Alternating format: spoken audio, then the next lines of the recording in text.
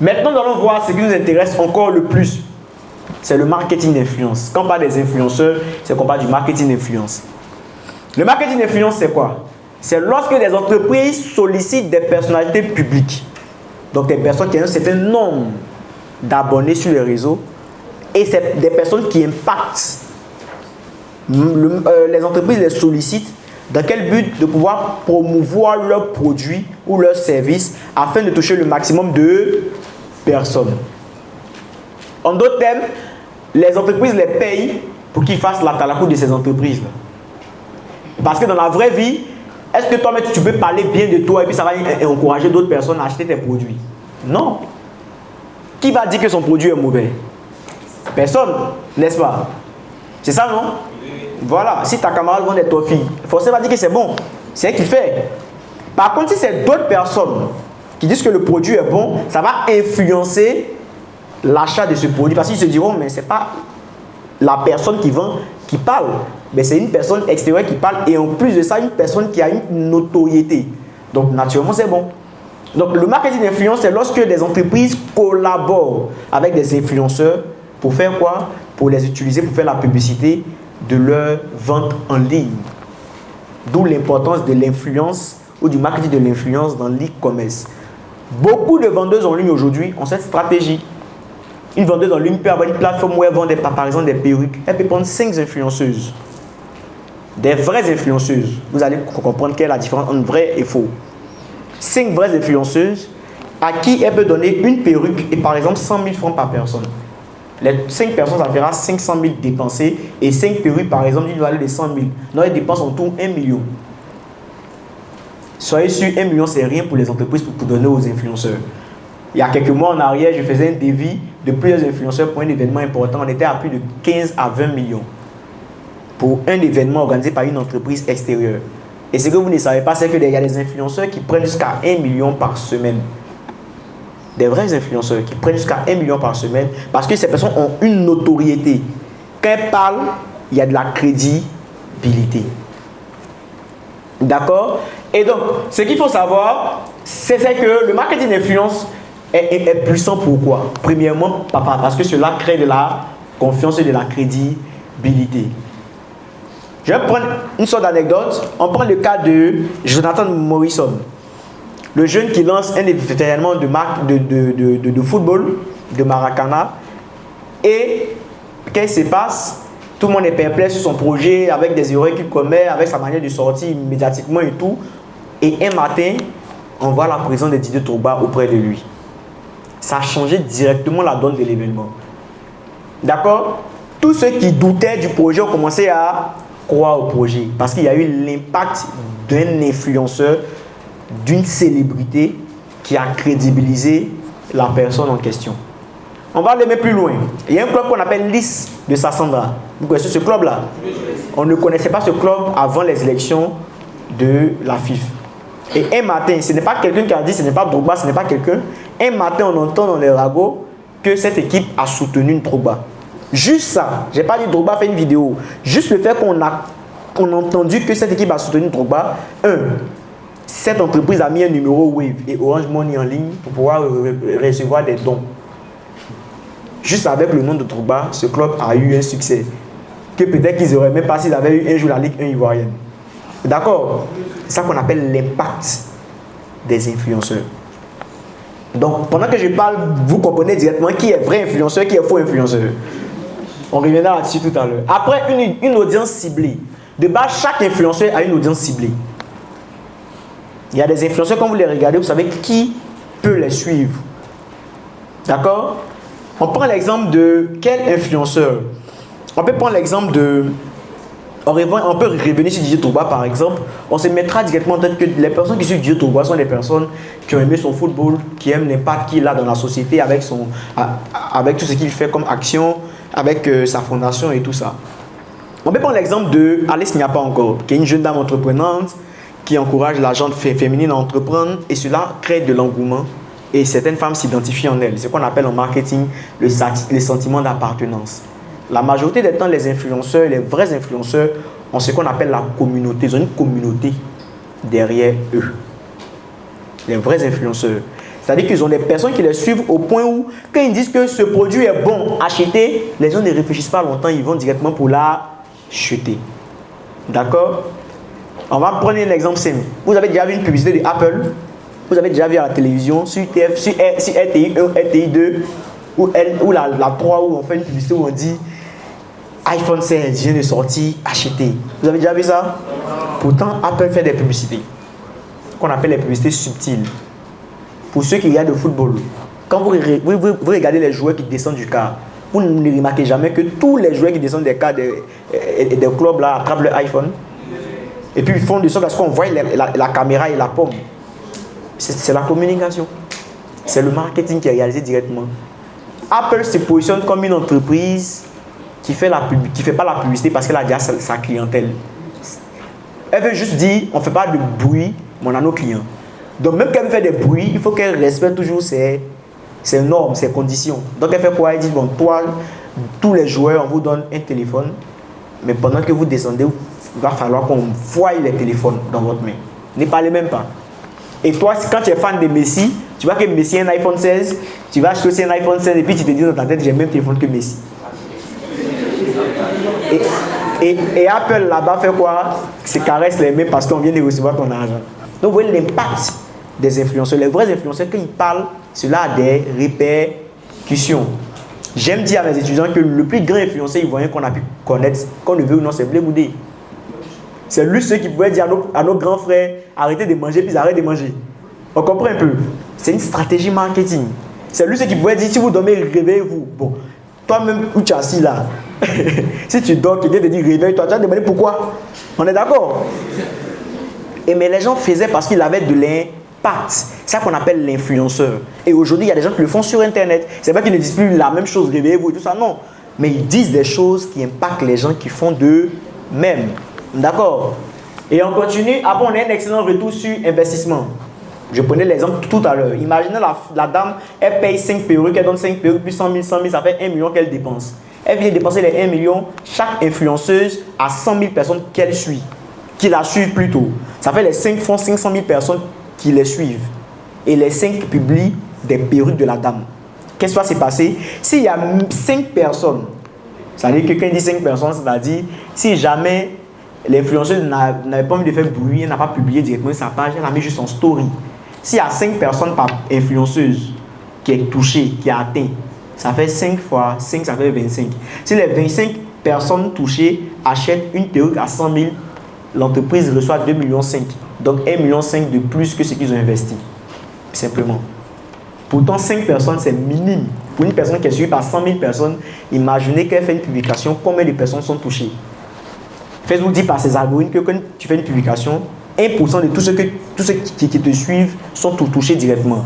Donc pour 100 000 personnes, si 1% sont touchés directement, ça fait environ combien de personnes? 1000 personnes. Donc ça veut dire que quand elle a publié la perruque, ça fait 1000 personnes qui ont vu. S'il y a 500 personnes, sur les 1000 personnes qui ont vu, s'il y a 500 personnes qui ont touché, qui ont été impactées par le produit, sur les 500, il y a 100 personnes qui veulent acheter, ça fait 100 personnes qui achètent une perruque de 100 000, ça fait 1 million. Non, une perruque de 100 000, ça fait 100 fois 100, ça fait 10 millions, c'est ça? 10 millions. 10 millions fois 5 influenceurs, ça fait 50 millions. Donc l'entreprise aura investi 1 million pour gagner combien? 50 millions. Et ça existe en Côte d'Ivoire. Beaucoup d'entreprises payent les influenceurs qui publient leurs trucs, surtout les entreprises de jeux hasard. Les entreprises de jeux hasard peuvent prendre 10 personnes, 10 influenceurs qui sont suivis par 100 000, 100 000, 100 000 personnes. Ça fait 1 million de personnes. Et puis on dit, voilà mon code promo. Vous ne pouvez pas imaginer derrière le nombre de personnes qui vont être touchées et qui vont jouer au jeu hasard. Et, slide suivant. Comprenez qu'il y a plusieurs types d'influenceurs. Mais avant même qu'on arrive sur les vrais influenceurs, comprenez que l'influence a 3 niveaux. Niveau numéro 1 de l'influence, c'est qu'il y a le caractère, ce qu'on appelle le caractère spirituel. D'accord? Dans l'influence, il y a le caractère spirituel et le caractère physique. Si on veut prendre le caractère spirituel dans l'influence, c'est que les personnes qui influencent sont les personnes qui impactent positivement. Ça, c'est si on doit prendre la définition à partir de la religion. D'accord? Donc, premièrement, l'influenceur, c'est celui qui impacte positivement. Dans la Bible, par exemple, les personnes qui impactent négativement, on dit les personnes sont là pour corrompre. C'est pourquoi on dit les mauvaises compagnies corrompent les bonnes mœurs. Parce que les personnes qui corrompent les bonnes mœurs ne sont pas des influenceurs, mais des personnes qui sont là pour corrompre. Donc, si on veut prendre un cas spirituel, on dira que les vrais influenceurs impactent positivement. Ça, c'est un cas spirituel. Un cas physique. On va dire les influenceurs sont ceux qui ont une communauté qu'ils dirigent, qu'ils contrôlent par des idéologies. Ça veut dire que toi, par exemple, aujourd'hui, quand j'entends les jeunes dire « chété, chété », je dis « bon, on va beau dire des choses, mais derrière, certainement, il y a certains jeunes qui s'identifient à ce jeune. » Bon, mais maintenant, il reste à savoir qu'est-ce qui identifie eux, leur vie à ce jeune. Je ne sais pas. Mais chacun sait pourquoi il suit quelqu'un. D'accord? De la même manière qu'on voit d'autres personnes qui disent non, on est shogun, d'autres disent on est chété. Mais quand on regarde dans le fond, stratégiquement, les deux influenceurs, on peut le dire ainsi, ont certainement un aspect qui est identique dans la vie des autres personnes qui le suivent ou qui les suivent. C'est ce qu'on appelle le sentiment d'appartenance. Et tu le suis parce que tu sens qu'il a quelque chose que toi tu as ou vous partagez une même idéologie. L'un des artistes en Côte d'Ivoire qui a le plus d'engouement dans ses actions et qui a plus d'influence, l'un des rappeurs qui a le plus d'influence, c'est Suspect 95. Quelqu'un est venu avec l'idée de 2000 francs. D'autres prenaient pour un jeu, mais derrière, vous pouvez imaginer le nombre de personnes qui adhéraient à cette vision de 2000 francs. Et ça a créé une communauté. Donc, en vrai, au niveau spirituel, les vrais influenceurs impactent positivement. Au niveau physique, les influenceurs ont une communauté. Maintenant, au niveau commercial, c'est ce qu'on va voir. Les influenceurs, on les détermine par le nombre d'abonnés qu'ils ont. D'accord? On les identifie par le nombre d'abonnés qu'ils ont. Mais avant d'arriver sur le nombre d'abonnés qu'ils ont, comprenez que toutes les personnes que vous suivez ne sont pas forcément des influenceurs. On a les populaires et on a les influenceurs. Un populaire, c'est celui que quand tu regardes, tu es content. C'est tout. Donc vous commencez à comprendre un peu. D'accord. Ne vous inquiétez pas. On va dire les noms, hein? Ne vous inquiétez pas. Mais derrière, ce que je veux dire, c'est quoi? Il faut comprendre la différence entre influenceur et populaire. Le populaire, il a une audience, mais il n'a pas d'impact sur l'audience. Comprenez que les vrais influenceurs, quand ils parlent, et même quand ils font des gestes, tout le monde exécute, ou la majorité des personnes qui les suivent exécutent. À la Coupe du Monde, et en héros, Cristiano Ronaldo était devant le pupitre. Il a juste pris une bouteille de coca. Il l'a mis à côté pour dire que lui ne boit pas de coca. En même temps, Coca a perdu des actions en bourse. C'est que le niveau de prix de Coca en termes d'actions s'est descendu comme ça. Cristiano Ronaldo n'a rien dit. Il est juste venu devant le micro, il a pris la bouteille, il l'a mis à côté. Pour dire que lui, il ne veut pas être associé à cette marque. Les coûts des actions ont chuté. C'est ça qu'on appelle influenceur. Mais si aujourd'hui, nous, on prend ça, on met à côté. Dès que tu sors, il a mis même en haut, même j'ai eu envie de boire en même temps. Et d'accord. Donc, ce n'est pas pour fusiller les gens ou des pseudo-influenceurs, mais c'est une réalité. Les vrais influenceurs impactent, influencent et emmènent les gens à acheter. Dans notre cas de e-commerce, si tu suis une personne qui met toujours des publications en ligne pour dire achetez telle chose, elle est bien, achetez telle chose, il est bon, mais vous n'achetez jamais. Parfois, ce n'est pas parce que vous n'avez pas d'argent, c'est parce que vous n'êtes pas encore impacté parce que la personne dit. C'est tout. D'accord? Donc, les vrais influenceurs, c'est ça. Et comprenez que pour les vrais influenceurs, il y a plusieurs types. On a les nano-influenceurs, on a les micro-influenceurs, on a les méso-influenceurs, on a les macro-influenceurs. Ils sont au nombre de 4. Et les 5, on a les célébrités. Les Drogba, ils ont dépassé le niveau des influenceurs. Ils sont des célébrités. D'accord? Pour ceux qui ont déjà voyagé hors du pays, comprenons qu'on parle des célébrités. Quand tu arrives quelque part, tu peux dire le nom de tous tes parents, on ne connaîtra jamais tes parents à l'extérieur. Quand tu dis Didier Drogba, on sait d'où tu viens. D'accord? Et parfois, on triche un peu avec le nom pour avoir un peu de place quelque part. Voilà. Nano-influenceurs sont des personnes qui ont entre 1000 et 9999 abonnés. Quand tu as entre 1000 et 9999 abonnés sur les réseaux, tu es un nano-influenceur. Donc on peut te payer pour faire des petites publicités. Et les caractéristiques de ces nano-influenceurs, c'est quoi? C'est que eux, ils ont une communauté de niche. Les nano-influenceurs, beaucoup de personnes ne les suivent pas. Il y a un petit nombre de personnes qui les suivent, mais pour un but principal. Soit ils parlent beaucoup d'entrepreneuriat, soit ils parlent beaucoup de vente, soit ils parlent beaucoup de quelque chose, mais de façon précise. Ils ne sont pas dispersés. D'accord? Ça sont les nano-influenceurs. Après, on a les taux d'engagement élevés. C'est là qu'il n'y a pas beaucoup de personnes qui les suivent, mais quand ils parlent, même vous-même, vous n'êtes pas star. Bon, à moins qu'il y ait des stars que je ne connais pas. Vous n'êtes pas star. Mais quand vous publiez, vous avez les 200 j'aime, surtout les filles là. Vous avez les 200 j'aime, les 300 j'aime. C'est une communauté qui est dynamique. C'est ça qu'on parle de taux d'engagement élevé. Quand il y a beaucoup de j'aime, il y a beaucoup de partages, il y a beaucoup de commentaires, on dit le taux d'engagement est élevé. D'accord? D'autres même vont jusqu'à 1000 réactions sur leurs publications. Sur TikTok, mais là, c'est autre. Sur TikTok, il y a des personnes même qui les voient dans la rue. Moi, je t'ai déjà dit, mais c'est qui? Mais pas sur TikTok. Elle est star. Elle a des milliers de réactions par vidéo. D'autres ont des millions de vues. C'est ça qu'on appelle le taux d'engagement qui est élevé. Et les entreprises dans le e-commerce sollicitent ces personnes pour faire des publicités. Quand les gens qui vendent en ligne n'ont pas beaucoup d'argent, ils prennent ces gens des personnes. On dit, ah, tu as 1000 personnes qui te suivent. Ok.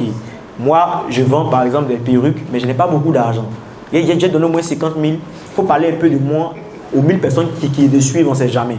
Et les 1000 personnes derrière qui seront touchées vont dire, ah, c'est notre amie, on la connaît sur les réseaux. Si elle dit que le perruque est bon, on va l'acheter. Donc les 1000 personnes là, si au moins 50 personnes qui ont bien vu la publication, si au moins 10 personnes parmi les 50 qui sont intéressées, les personnes vont faire quoi? Les 10 personnes vont l'acheter les perruques de 50 000, ça fera 500 000. Donc l'entreprise va gagner 500 000, ou elle aura donné que 50 000 à qui? Aux nano-influenceurs. Un méso ou un macro-influenceur. Et eux, la majorité des temps, il faut comprendre qu'ils sont très crédibles. Parce que quand tu atteins un certain nombre, comme 10 000 ou 99 000 personnes qui te suivent, tu es crédible. D'accord? La majorité des personnes qui ont plus de 50 000 abonnés, elles sont crédibles. C'est pourquoi aujourd'hui, on remarque qu'il y a beaucoup de personnes qui sont inculpées. En français, terre à terre, qu'on envoie en prison. Parce que quand il y a un certain nombre d'abonnés, tu ne parles plus comme tout le monde. Dans la classe ici, si toi tu mens à ton ami, ça reste entre vous. C'est un grain. D'accord? Mais quand tu as plus de 50 000 abonnés, si tu mens sur Internet, tu vas en prison. Si tu dis une contre-vérité, tu dis une chose dont tu n'es pas sûr de la source, tu vas en prison parce qu'on estime que tu as un certain nombre d'abonnés. Donc, le fait que tu sois crédible, ce qui sort de ta bouche, tout le monde croit. Tout le monde croit. Donc, les personnes qui ont 10 000 et 99 000 abonnés sont des personnes de base qui sont ce qu'on appelle les petites stars. Pour les avoir, il faut payer un peu. D'accord? Ces personnes ne coûtent pas tellement cher, mais elles ont des ressources aussi très satisfaisants. Mais ce qu'il faut retenir, c'est que le coût est relativement abordable. C'est-à-dire que quand ce sont les nano-influenceurs, là, tu peux négocier. Il y a des nano-influenceurs à qui même vous ne pouvez pas donner de l'argent. Il y a des vendeurs en ligne, par exemple, qui peuvent dire, nous, on vend par exemple des pots de déguet. D'accord? Tu as 1000 abonnés, on veut vendre nos pots de déguet sur les réseaux. Ce qu'on va faire, on t'offre 2 bouteilles, il faut publier notre affiche. Ça existe. Ne croyez pas trop les influenceurs que vous voyez sur Internet, les pseudo-influenceurs. Beaucoup d'entre eux ne prennent pas l'argent pour des publicités. D'autres prennent des éléments en nature. Il y a des dames, par exemple, qui ne prennent pas d'argent. Elles proposent, on dit non, on n'a pas l'argent, mais on a une perruque à te donner. On te donne une perruque, tu parles de notre boutique qui vend les perruques. D'autres acceptent. Donc elles prennent la perruque et puis elles disent, ah, la perruque que j'ai portée vient de telle boutique. Donc si c'est joli, d'autres vont aller acheter. Donc elle a une perruque gratuitement sans payer et derrière, d'autres personnes vont aller acheter là-bas et la boutique aura des bénéfices. Et donc après ça, on a aussi les méso-influenceurs. Les méso-influenceurs sont des personnes qui ont entre 100 000 et 999 999 abonnés. Les méso-influenceurs. Les méso-influenceurs sont des personnes de base qui possèdent une grande communauté engagée. Vous voyez par exemple, quand il y a, sur Internet, quand il y a un petit palabre là, Ancheté et puis Shoshogun, quoi, ça se dit là-dessus sur Internet, parce qu'ils ont une communauté. Tu t'amuses. à parler mal d'eux là-bas. D'après eux, ils disent quoi, tu t'amuses quoi? Bon, ça, eux, ça lui montre eux là-bas. D'accord. Et c'est ça qu'on appelle la communauté. Il y a beaucoup d'artistes qui ont de grandes communautés derrière. On prend l'exemple de José. Alpha Blondy, ouais, là on parle de ça. Alpha Blondy, ça c'est un autre niveau. Ce sont les célébrités. D'accord. Mais il y a des artistes qui ont une bonne communauté à cause des millions d'abonnés qu'ils ont et tout. Du coup, quand tu parles d'eux, on te répond. D'accord. Et donc, ça fait partie de ces personnes qu'on appelle les méso-influenceurs. C'est-à-dire qu'ils ne sont pas micro-influenceurs, ils ne sont pas macro-influenceurs, ils sont au milieu. Et donc, naturellement, les méso-influenceurs sont chers par rapport aux nano et aux micro, mais par rapport aux maso-influenceurs, ils sont moins chers. Aux macro-influenceurs, ils sont moins chers. Et leurs résultats sont palpables. C'est-à-dire que quand tu prends une personne qui a 100 000 abonnés, plus de 100 000 abonnés pour faire une publicité, forcément les résultats seront derrière. Il y a beaucoup d'influenceurs que je gère et eux, on prend minimum 500 000 pour travailler avec les clients. Mais quand on prend 500 000, on est sûr que quand une personne qui a plus de 500 000 abonnés fera la publication, l'entreprise aura les millions. Parce qu'une personne qui est suivie par plus de 500 000 personnes, c'est sûr que l'impact est productif. D'accord? Et dans les e-commerce, les gens utilisent beaucoup les méso-influenceurs. Parce que les méso-influenceurs, l'avantage, c'est qu'ils ne sont pas tellement chers par rapport aux macros. C'est qu'eux, ils savent qu'ils sont stars, mais ils ne se vendent pas trop comme les macros-influenceurs. C'est pourquoi actuellement, il y a une entreprise qui fait très bien l'utilisation du marketing d'influence, Ivoirine. Vous voyez, l'entreprise de carburant, d'essence et tout, Ivoirine. Depuis un moment, beaucoup d'influenceurs sont dans les stations en train de faire la publicité, en train de dire si on veut prendre le carburant, c'est un bon carburant, ça appartient à une entreprise ivoirienne et tout ça. Vous voyez un peu ce genre de publications. Bon, derrière la répétition fait un peu lassant. Parce qu'on a l'impression que tout le monde va dans une station. D'accord? Mais derrière, c'est une stratégie marketing d'influence. Où ils ont ciblé certains influenceurs qui ont des voitures, bien sûr, n'a pas vos voitures, ce n'est pas leur cible. Puisqu'ils vendent que du carburant. Ils ont ciblé certains influenceurs qui ont des voitures et derrière, ils ont fait quoi? Ils ont dit à ces influenceurs-là, venez prendre du carburant chez nous. Vous aurez de l'argent en plus. Mais en disant que vous prenez du carburant chez nous, ça va inciter les gens à prendre aussi du carburant chez nous. Donc, quand vous voyez par exemple 10 influenceurs qui ont 1 million d'abonnés, qui viennent dire qu'on a pris le carburant ici, ça fait 1 million fois 10, ça fait 10 millions de personnes qui sauront que ici il y a du carburant et c'est un carburant d'une entreprise ivoirienne. Et si on prend les 10 millions de personnes, on estime qu'il y a 10% qui ont des voitures parmi les 10 millions de personnes. Ça fait quoi? Ça fait 1 million de personnes qui seront naturellement attirées vers les stations de Win pour aller prendre du carburant. Ça, c'est de l'e-commerce et c'est du marketing d'influence. D'accord? Est-ce que vous comprenez maintenant la stratégie du marketing d'influence? Donc, c'est comme ça qu'on utilise les influenceurs. Les influenceurs, c'est comme des outils. C'est comme si toi, par exemple, tu veux parler à quelqu'un. Mais tu te dis, si c'est moi-même, je parle à la personne, elle ne va pas m'écouter. On laisse même l'exemple. On va prendre l'exemple en famille. Il y a des moments où tu veux demander quelque chose à tes parents, toi-même, tu ne demandes pas. Tu demandes à un de tes amis qui est premier ou qui est meilleur en classe, que tes parents estiment. Tu dis, toi, si tu demandes à mes parents, ils vont accepter. C'est toi seulement tu dis là. Ils vont accepter. Si tu dis qu'on nous donne sortir ensemble, ils vont me laisser sortir. Ton ami là, c'est un influenceur parce qu'il arrive à changer la décision des parents par rapport à une action que si c'était toi-même tu partais, ton poteau était clair. On se comprend un peu. C'est ça qu'on appelle le marketing d'influence, où on utilise quelqu'un pour changer la décision pour venir vers toi. Si c'est que tu dis à ta maman que tu sors, elle va dire non. Mais si c'est ta camarade qui est calme, qui est timide là, qui vient, elle va dire oui, la fille elle est timide, c'est sûr que si vous sortez ensemble, vous n'allez pas faire de délit, vous allez rentrer. Donc la fille timide en question devient l'influenceuse pour toi et tes parents. Parce qu'elle permet de pouvoir changer la décision des parents. Et après, pour terminer, on a les macros-influenceurs. Les macros-influenceurs sont les personnes qu'on utilise plus couramment. Ils ont plus d'1 million d'abonnés. Eux, on les paye cher pour faire les publicités. Et normalement, il y a des résultats qui sont très satisfaisants. L'importance que je voulais créer, c'est que beaucoup d'abonnés ne veut pas dire que tu es influenceur. Mais les influenceurs ont beaucoup d'abonnés. C'est bon, on se comprend? Je réponds. Tu peux avoir beaucoup d'abonnés sans être influenceur. Mais tous les influenceurs sur Internet ont beaucoup d'abonnés. Tu peux avoir beaucoup d'abonnés et puis tu n'es pas influenceur, tu influences personne. Tu es populaire. Tu es sur Internet, quand tu parles, les gens sont contents Mais quand tu lui dis, venez acheter tel produit, remarquez très bien, les influenceurs que vous connaissez, que moi j'appelle les pseudo-influenceurs, quel influenceur a signé un contrat avec une entreprise plus de 1 an? Bon, en français, terre à terre, vos influenceurs que vous suivez là, quand ils viennent parler d'un produit d'une entreprise là, est-ce qu'ils parlent de ça au moins 1 an? C'est parce que la majorité des temps, puisque moi j'ai une entreprise de communication, la majorité des temps, après 3 mois ou 6 mois, l'entreprise voit qu'ils n'apportent rien à leur entreprise, ils résignent le contrat. On dit c'est bon, tu as beaucoup d'abonnés, pour ça qu'on n'a pas beaucoup de clients. Mais depuis 3 mois, tu parles, mais on n'a pas de résultat. C'est bon. C'est pourquoi beaucoup d'influenceurs, ils signent les contrats, vous voyez 3 mois, ils parlent de ça, après, ils ne parlent plus de ça, ils parlent d'un autre produit, 3 mois encore, ils ne parlent plus de ça, ils parlent d'un autre produit, et c'est comme ça qu'ils font. Parce qu'en vrai, ce sont les populaires, mais pas les influenceurs. Les influenceurs impactent. Les populaires génèrent des audiences, c'est tout.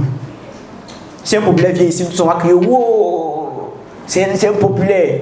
Mais s'il dit « Levez-vous, déprenez vos sacs, sortez d'ici », qui va sortir? Lui qui a dit que c'est bienvenu qu'on coupe le courant, lui il risque de dire au gars, c'est toi qui as payé ma scolarité. Mais lui peut dire. Pourtant, un influenceur qui va rentrer, même s'il dit pas laissez vos sacs, s'il dit je sors, ceux qui veulent sortir, suivez-moi, tout le monde va les suivre. Mais c'est un influenceur.